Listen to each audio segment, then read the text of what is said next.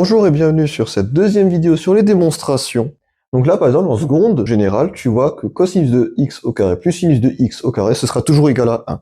Alors c'est une formule de trigonométrie qui sera énormément utile par la suite. Pourquoi est-ce que ça donnera toujours 1? C'est bizarre parce que en troisième au collège, tu vois que le cosinus et le sinus d'un angle aigu, c'est le rapport du côté opposé sur l'hypoténuse, du côté adjacent sur l'hypoténuse. Comment est-ce que ça peut arriver à 1 tout le temps? C'est bizarre. Partons de choses qu'on sait faire. On sait que le cosinus et le sinus d'un angle aigu, on trouve ça dans un triangle rectangle. Bon, on va faire un triangle rectangle. Donc on va appeler notre triangle ABC. Il est rectangle en B. On utilise la trigonométrie. Là, par exemple, l'angle ACB, on va dire qu'il va mesurer x degrés. Écrivons justement correctement le cosinus et le sinus de cet angle.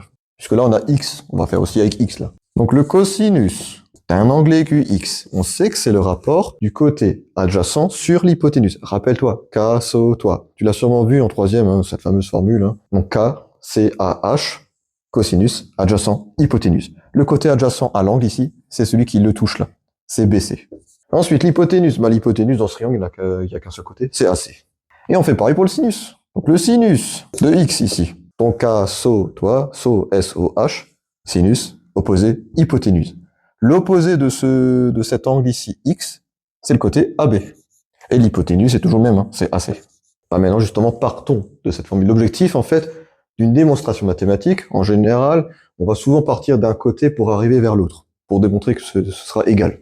Cosinus de x au carré plus sinus de x au carré. Bah on réécrit les formules. Cos de x, on sait que c'est égal à BC sur AC. Donc on fait que remplacer. BC sur AC, sauf que on veut cosinus de x au carré. Donc on met tout ça au carré. Plus, et on fait pareil pour le sinus. Sinus de x, c'est AB sur AC, et on le met au carré. Donc AB sur AC, et on le met au carré. Voilà, c'est facile, hein. Une fraction au carré, c'est le numérateur au carré sur le dénominateur au carré. Donc on aura BC au carré sur AC au carré, et on fait pareil de l'autre côté.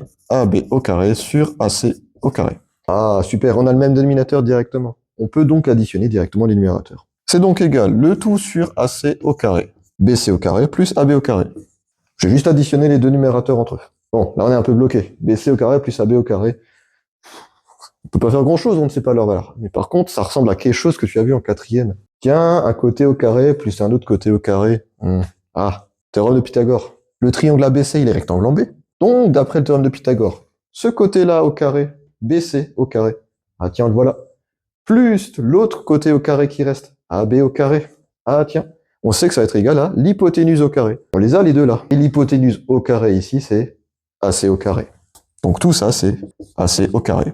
Et on réécrit en dessous AC au carré. Et là, on a notre réponse.